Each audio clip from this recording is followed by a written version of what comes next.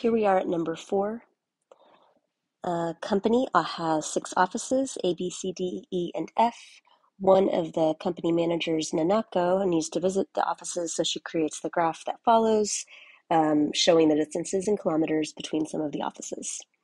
We're asked in part A to write down a Hamiltonian cycle for this graph.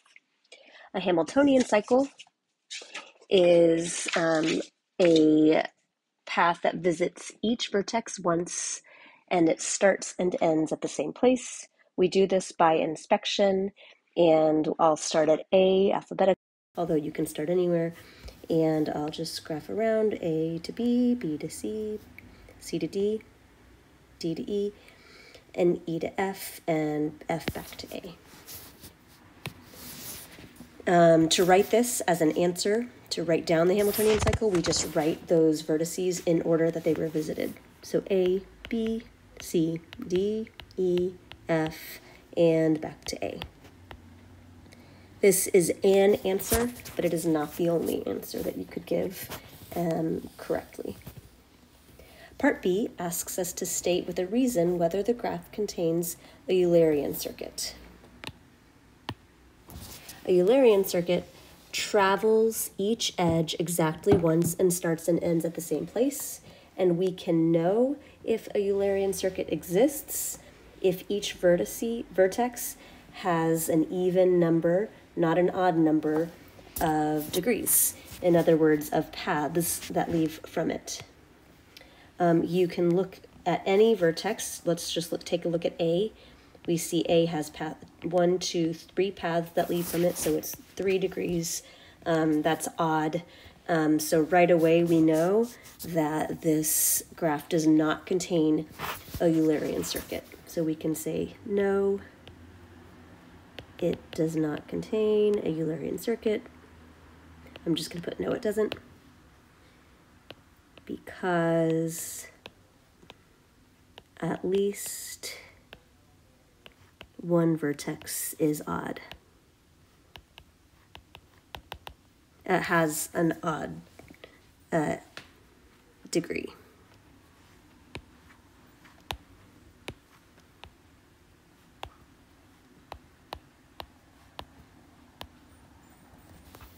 You could check all the vertices and see that all of them actually have odd degrees, so feel free to add that if you'd like.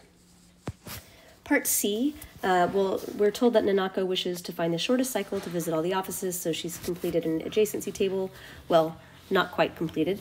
We have missing values P, Q, and R on the table, and we're asked to find those values.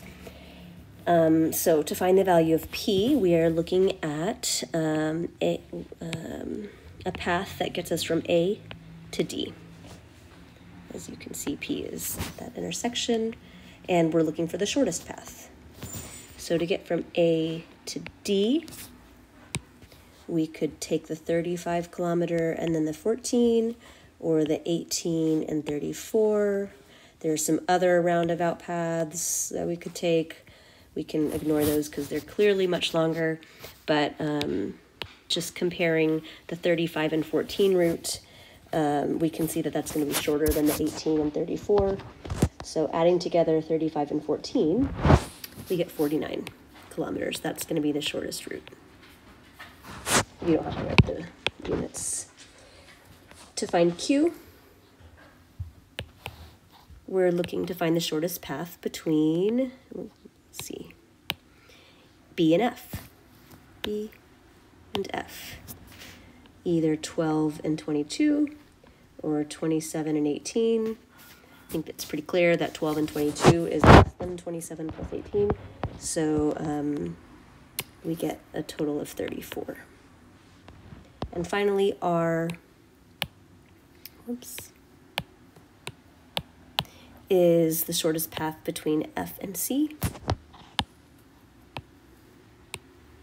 F and C, that could be 22 to 28, could be 34 to 17, could be others, but the shortest path we get by adding those together, and 22 and 28 is the shortest path of 50.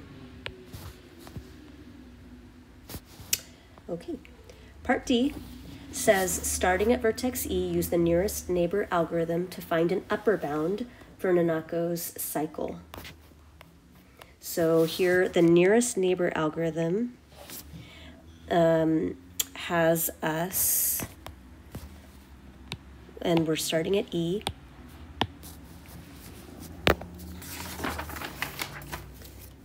So to do this, we are going to follow the path of least weight to each vertex until all the vertices have been visited, and then we'll connect it back to the beginning.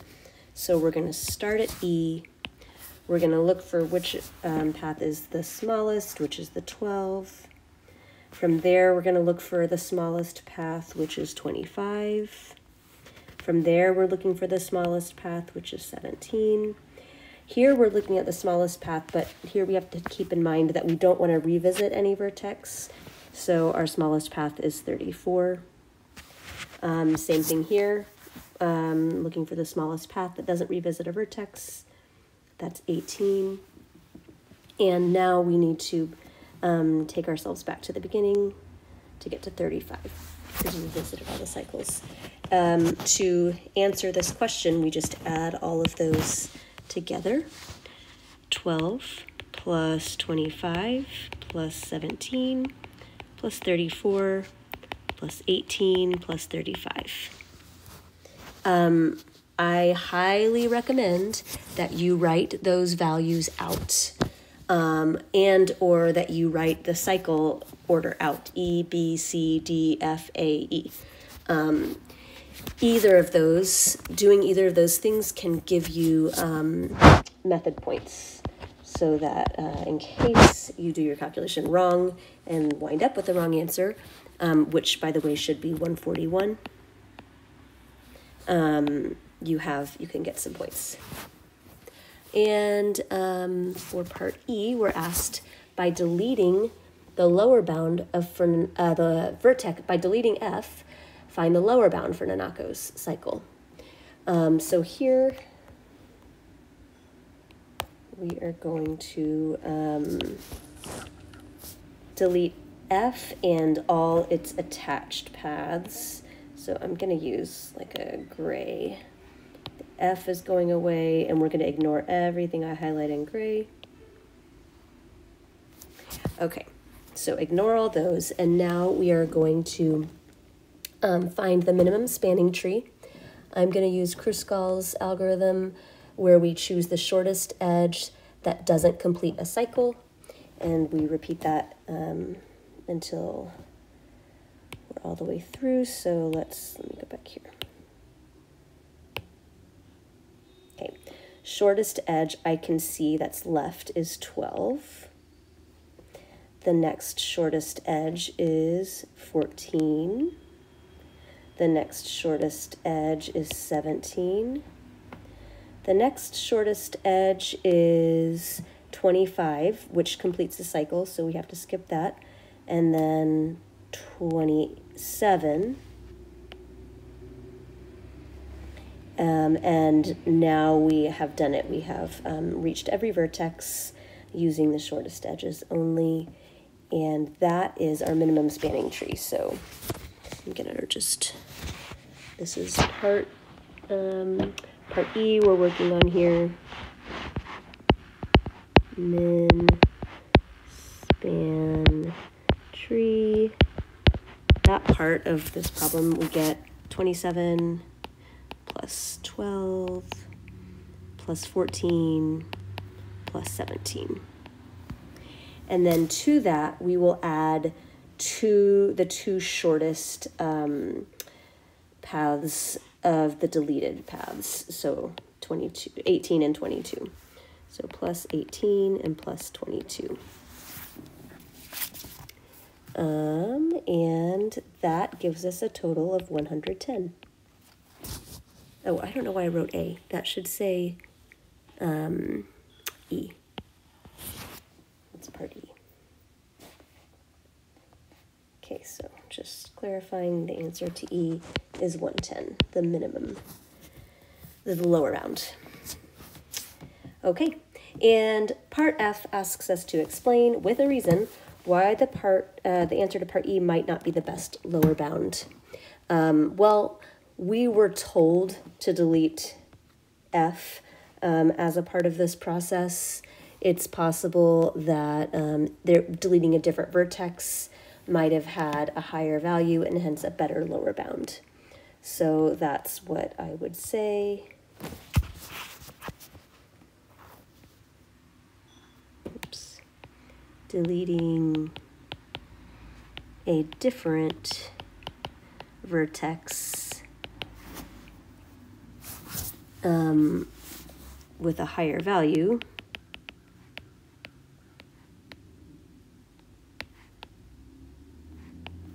could have given us a better lower bound.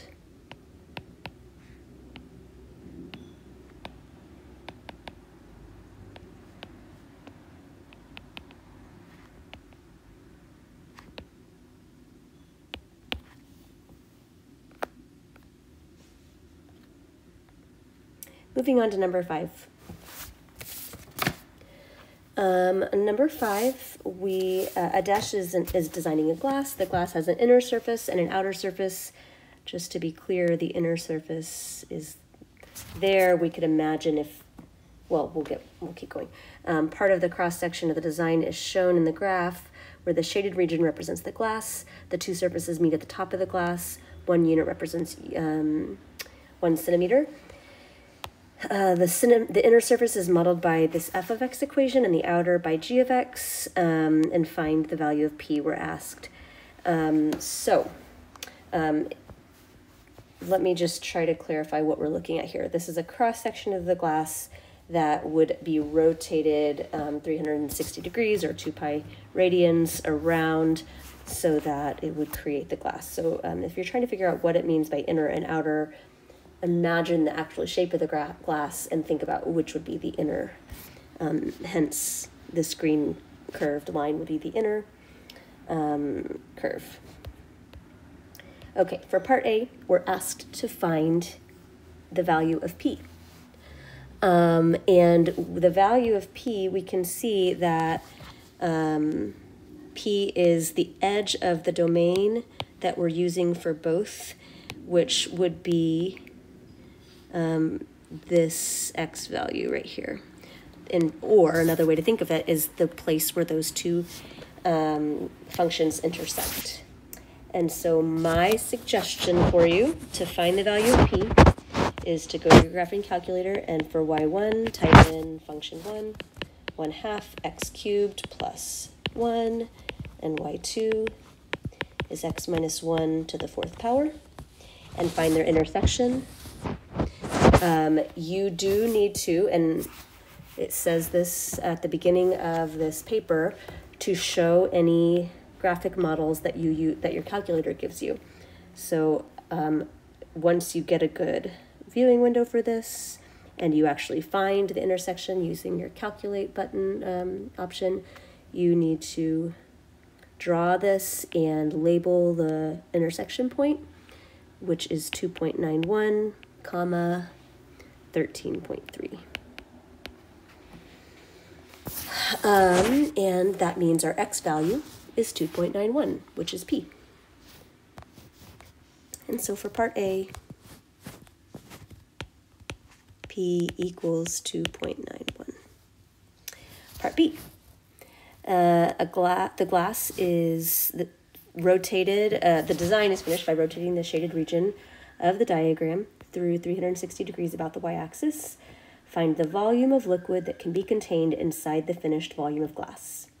So we want to find this space after rotation. In other words, we need to take that inner circle and rotate, or that inner curve, and rotate it around the y-axis. And in order to rotate around the y-axis, we need to find the inverse function. For part B, that's where we start. We start with our inner curve, y equals 1/2 x cubed plus 1, and we find the inverse function. We do that by swapping the x and y values.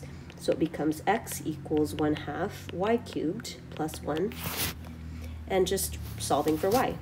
Subtract 1 from both sides. X minus 1 equals 1/2 y cubed. Multiply both sides by 2. And then we're also going to cube root. I'll go ahead and do that. So, sorry.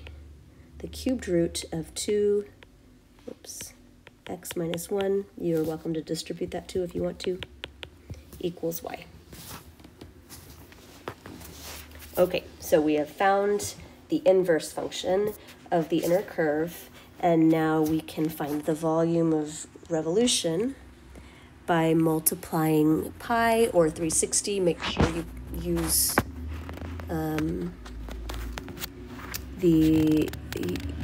I'm going to use, it says 360 degrees. I want to confirm that using pi works.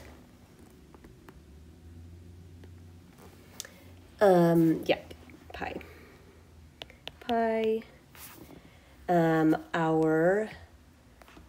We need to use our y range, which we can see starts at 1. We're given that, and we've already found that the maximum is 13.3.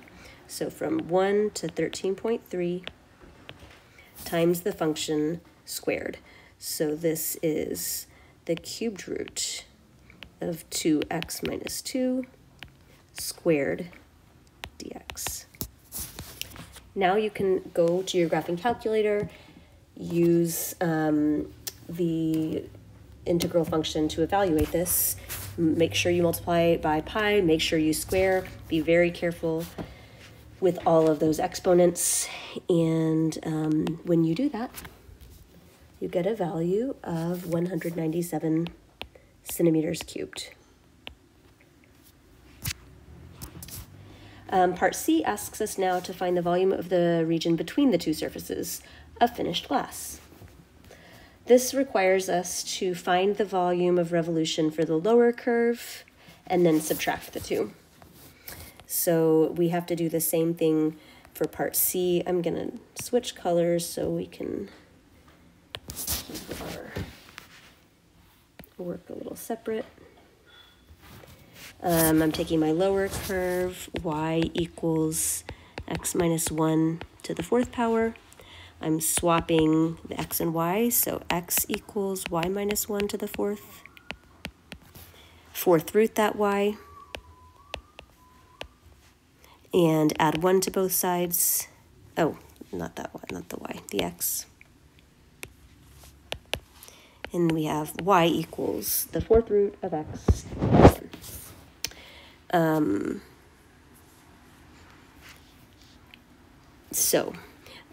Here we are going to do the same thing. We're going to integrate and multiply the square of that and multiply by pi.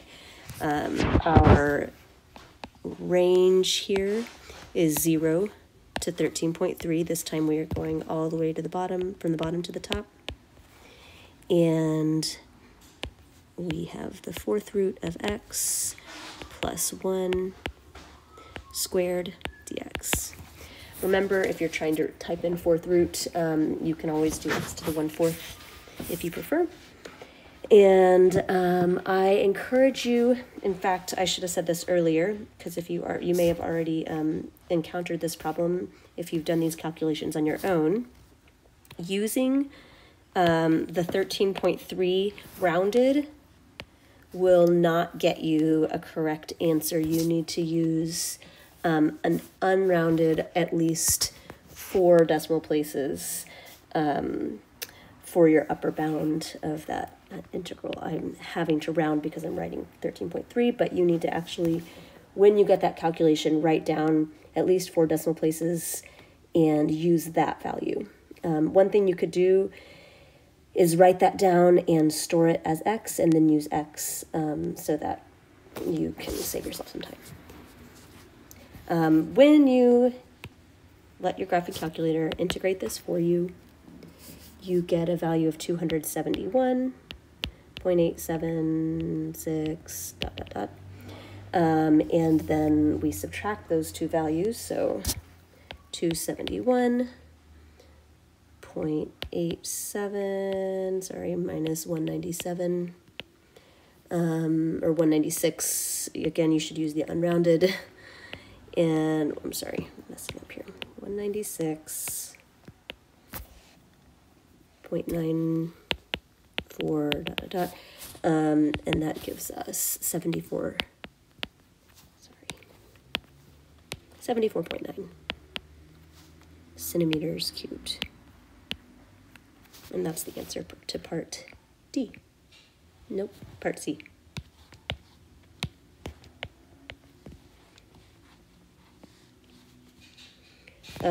As you can see, we get really messy here. So if if you're not clearly being very organized, you should definitely box and label your answers so that your grader can see what they're looking for. Number 6. We've got a company that makes doors for kitchen cupboards from 2 layers. The inside layer is wood, and its thickness is normally distributed with a mean of 7 millimeters and a standard deviation of 0.3. Outside layer is plastic, and its thickness is normally distributed with a mean of 3 millimeters and a standard deviation of 0.16 millimeters. The thickness of the plastic is independent of the thickness of the wood. Find the probability that a randomly chosen door has a thickness of less than 9.5 millimeters. Okay, because we know a door is made of these 2 parts, we're going to have a linear combination of these 2 normally distributed variables. So we can find the expected value of x plus y is equal to, if you remember, the expected value of x plus the expected value of y. And the variance of x plus y is equal to the variance of x plus the variance of y. We especially have to be careful with the variance because that's the square of the standard deviation, so keep that in mind. Okay, so in order to rewrite this, well, what I'm going to do is write out what we have so far, that the wood is normally distributed. Let's see, this is the wood. Mean of 7, standard deviation of 0.3. So we write that as 0.3 squared, and the plastic is 3 and 0.16. Okay, so the door itself is, I'm going to write D equals W plus P. So D then is normally distributed. To get the expected value, we just add the 7 and 3, which is 10. To get the standard deviation, we have to add the 3 squared to find the variance. So that's 0.3 squared plus 0.16 squared. When you would add those, you get 0.1156, and the square root of that is 0.34.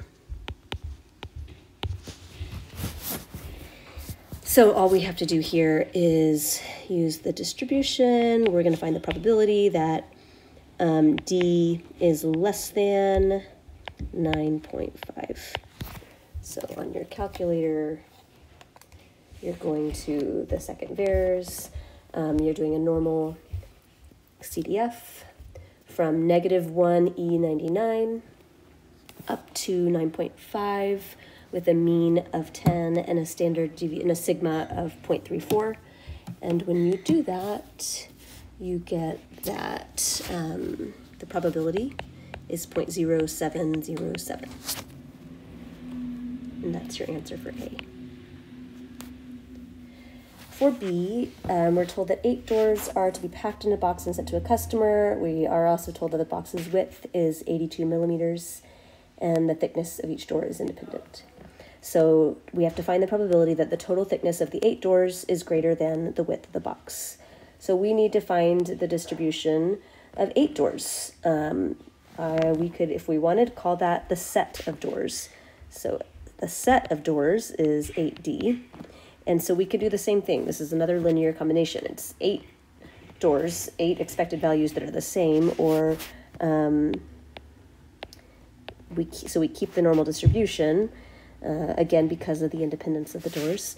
And we just multiply the expected value by 8, which is 80. 10 times 8 is 80. And the variance, or 11.1156 by 8, and then square root of that, and that gives us 0.92. You should use as many significant figures, or sig figs as you can. So I'm going to do 9248 so that you can be as accurate as you can in your calculations. And we want to know the probability that this is more than 82. So the probability that S is greater than,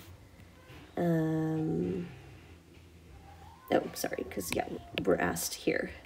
The probability that the thickness is greater than the width. So the probability that S is greater than 82. Again, you do the normal CDF. We're going greater than 82, so the lower bound is 82, the upper bound is 1E99, the mu is 80, and sigma is 0.92. Oh no, sigma is the square root of 0.9248. So be careful about that. It ends up being 0.46. And you can just, if you can just type in from there the square root of 0.9248. I should have squared that. No, I shouldn't have squared that. That's because it's not squared, we have to square root it.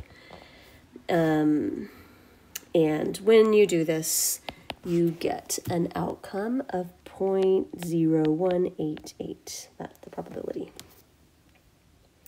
Company buys 2 new machines, A and B, to make the wood layers. An employee claims that the layers from machine B are thinner than the layers from machine A. In order to test this claim, a random sample is taken from each machine. 7 layers are in the sample from machine A and have a thickness in millimeters as follows. And we're asked to find the mean and the unbiased population estimate, population variance. Here you need to go to stat edit and enter these values into L1 or any of your lists.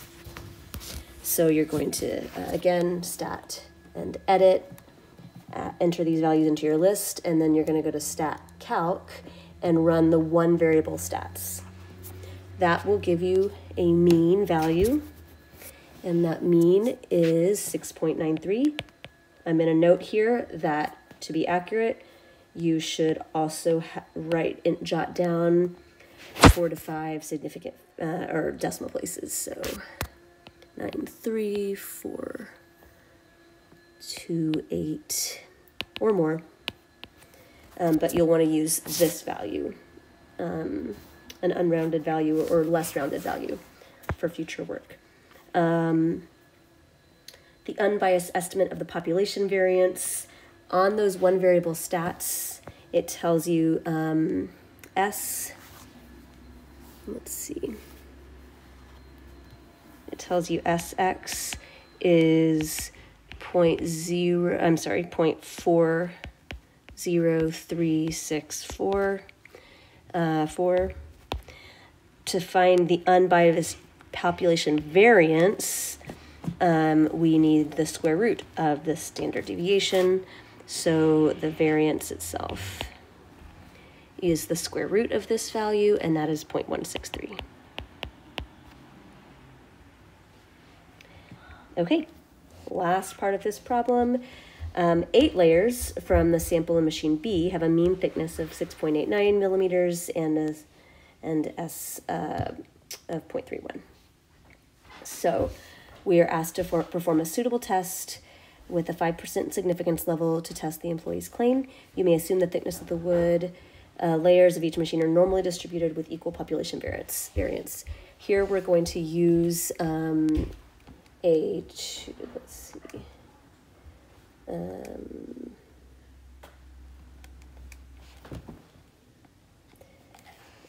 see.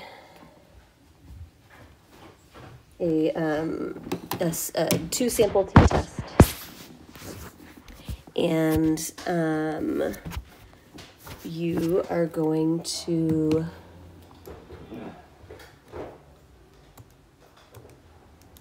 so you're going to stat tests to two sample t-test.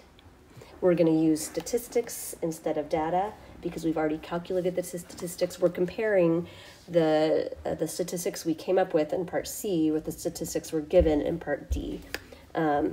So we are comparing, again, the mean from C1, which is 6.93, but you need to use a more robust version of that. So hopefully you can save that. In other words, when you run this test, it's going to be x bar 1 should be 6.934285, something like that. Standard, let's see, the standard deviation is 0.403644. There were 7, so the sample size was 7, and 1 is 7. X bar 2 is 6.89, we're told.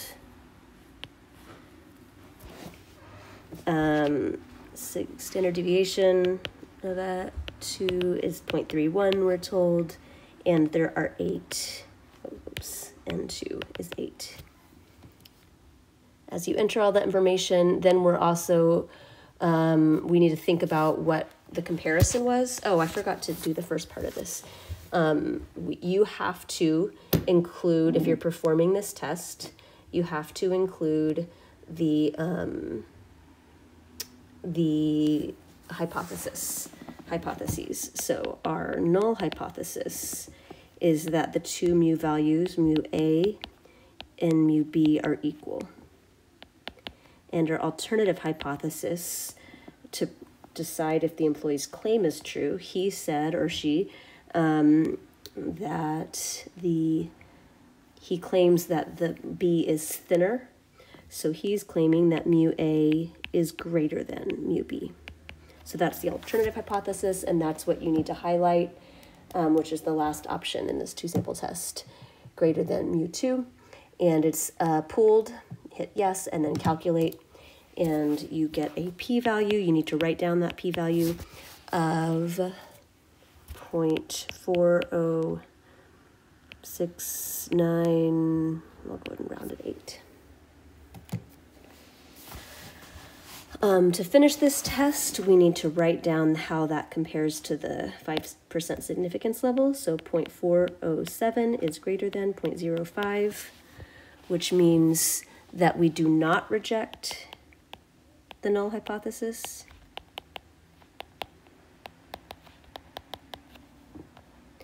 Which means we do not have enough evidence to support the employee's claim.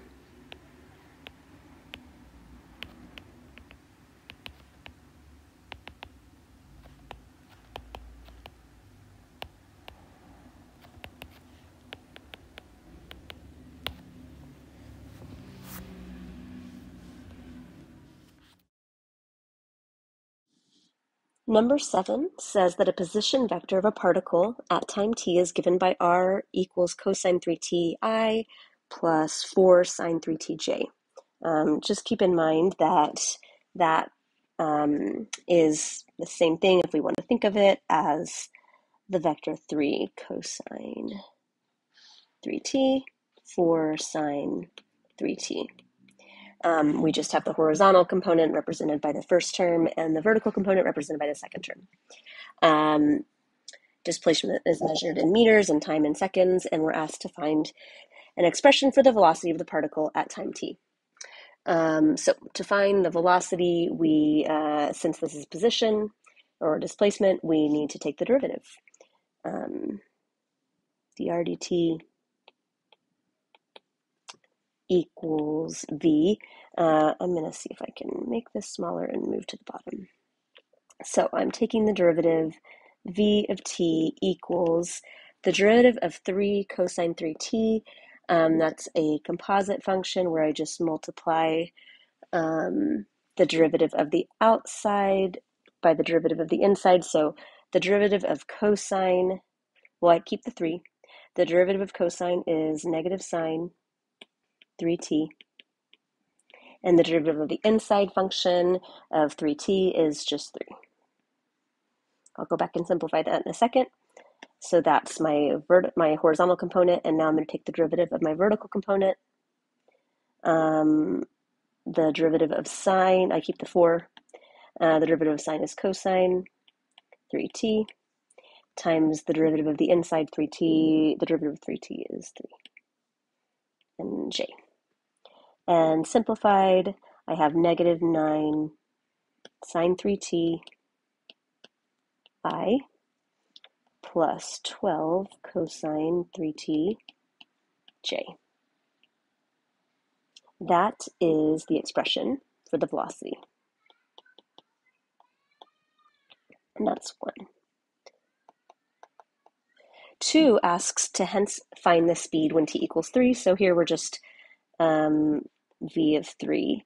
And use your calculator to calculate that result. And doing so,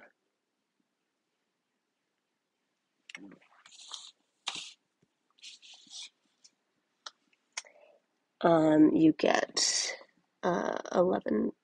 Well, doing so, you get negative 3.7 I minus 10.9 j. But to find the actual value, the magnitude of that, then it's the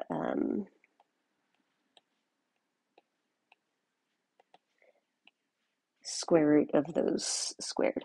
So negative 3.7 squared, although use the unrounded version, plus negative 10.9 squared.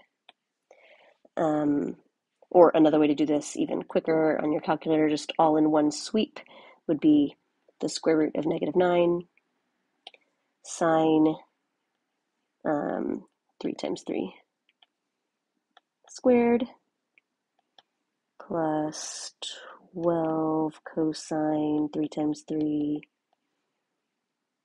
squared. All square root added together and square rooted. When you do that, you get 11.5. And this is the velocity, and it's meters per second. That's the answer to part B. Or no, to part A2. For part B, we're asked to find the acceleration of the particle, which is the derivative of velocity. So A of t is just the derivative again, and I'm going to just save a little bit of time. I'm going to, I still have negative 9. The derivative of sine is cosine 3t times 3, the derivative of the inside, plus 12 times the derivative of cosine is negative sine 3t times 3. And simplifying that, I have negative 27 cosine 3t minus 36 sine 3t. That is B1. And B2 says, hence, show the acceleration is always directed toward the origin. What we might notice here, as we try to think about how to answer this question, is that our acceleration formula is awfully similar to our original displacement formula. 3 cosine t sine t, just like our original was, if we look back up there, cosine 3t sine 3t. If we could see if there's a GCF to factor out, let's see what happens. A of t can factor out a 9 from both of those, a negative 9. So I have negative 9, and that leaves me with 3 cosine 3t plus 4 sine 3t. So notice that's the same thing as that original r. In other words, we have negative 9 times r.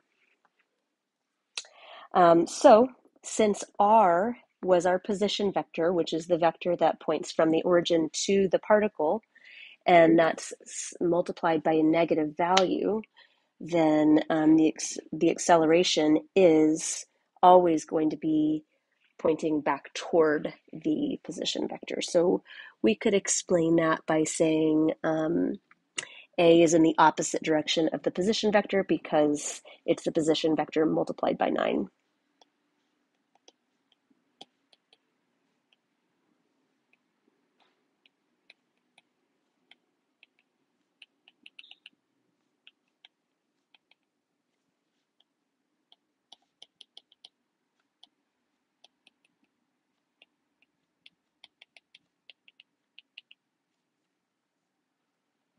Multiplied by negative 9.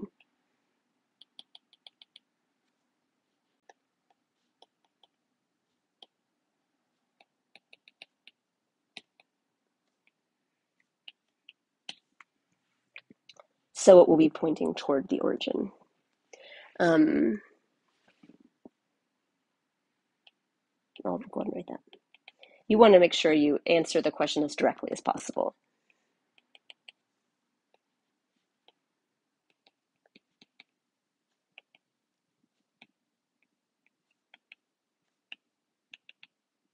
And again, this is because the position vector, by definition, points away from the origin.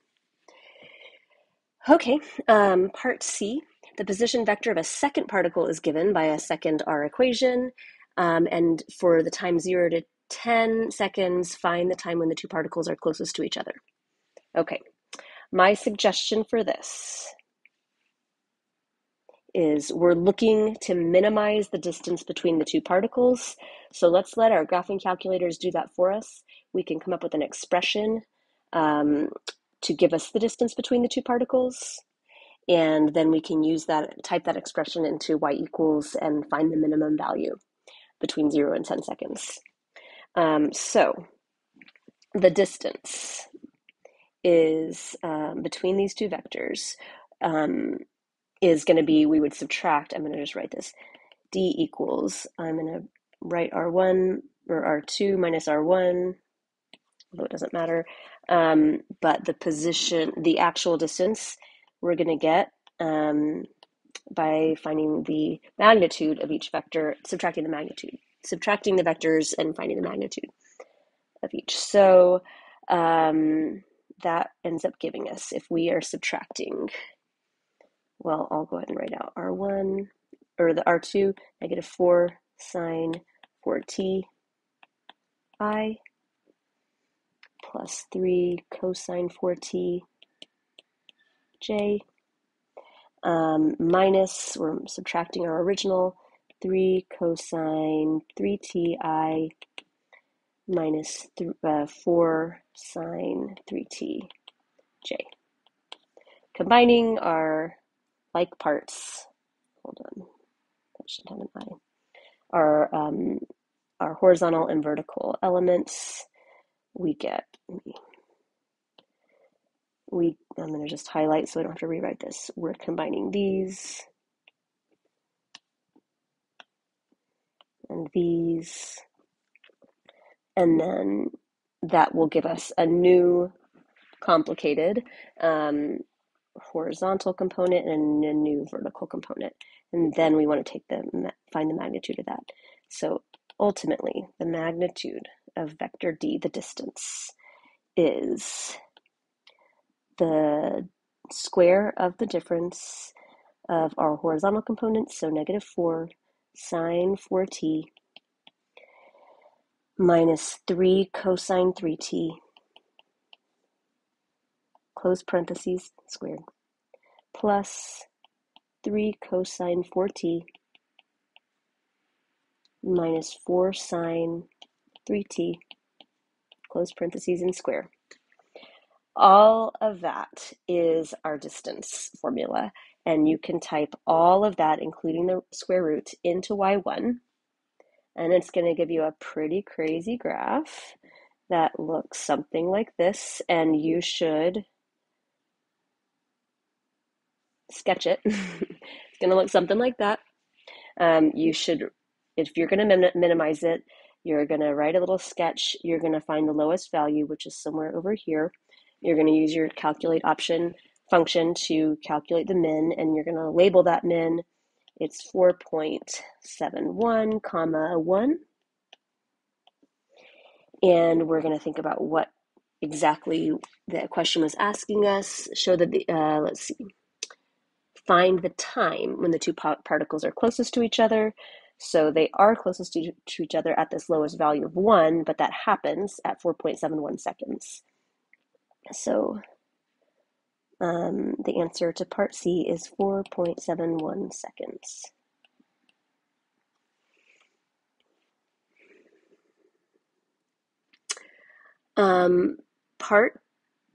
The next part says at time k between 0 and 1.5 seconds, the second particle is moving parallel to the first, and so we're asked to find the value of k.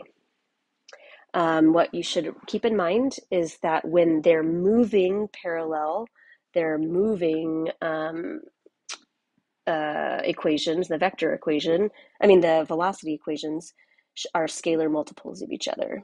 So sorry, I should have scrolled here so we could read that. I was reading it elsewhere. Moving parallel would mean that the velocity of the second equation is a scalar multiple of the velocity of the first equation, of the velocity of the first vector, velocity vector. So we can write these in that way. I'm going to write these in vector format.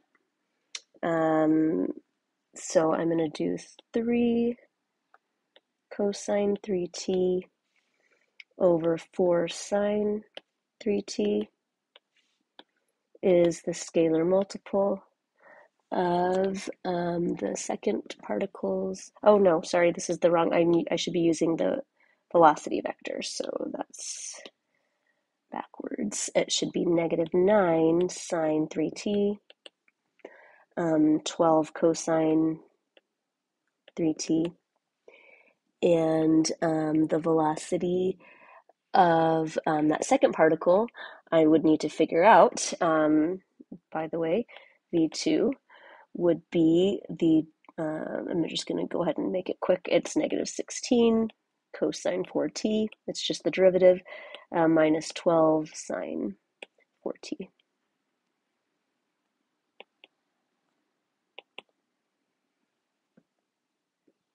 That was I and J. Okay, but now writing it in this column vector form.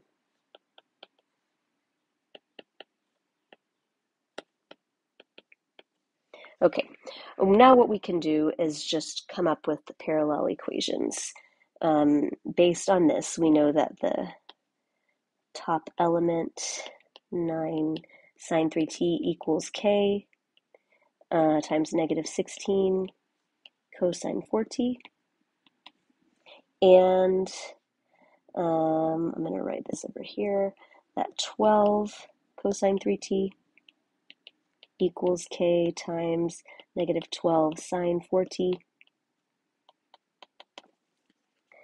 Solving both of those for k, we get that k equals -9 sine 3t over -16 cosine 4t, and that k is equal to 12 cosine 3t over -12 sine 4t.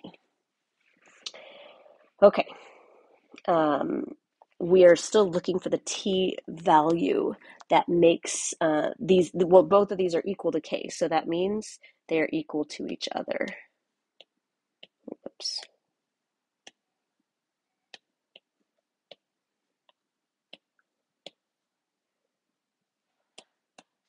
And so we're looking for the t value that makes these two equal to each other. Here I will suggest that you type one of these into y1, the other into y2, and find their intersection.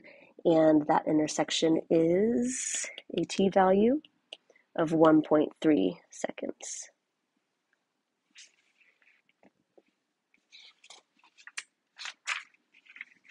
And lastly, at time k, or at 1.3 seconds, show that the two particles are moving in opposite directions. We can do that by substituting 1.3 into each velocity equation, and show that v2 is a negative multiple of v1.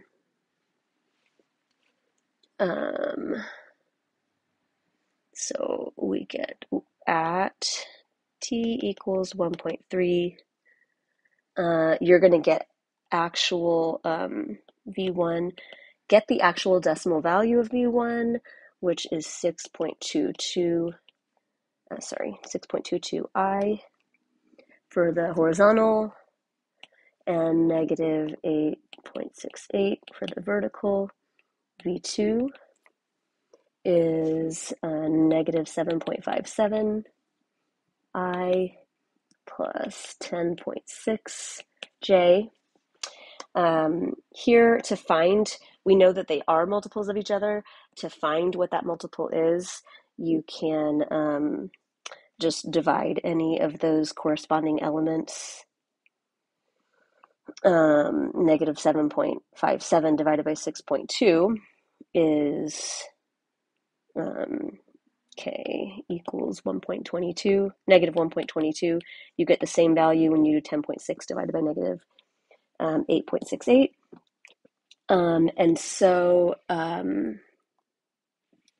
you can state, because we're asked to show that, we've done all that. So since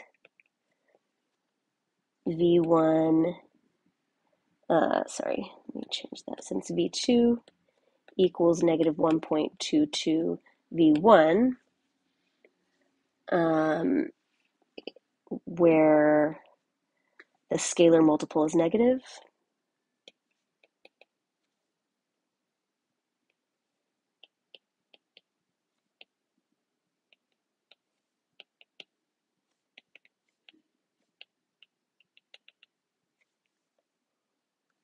the vectors are going in the opposite direction, the particles.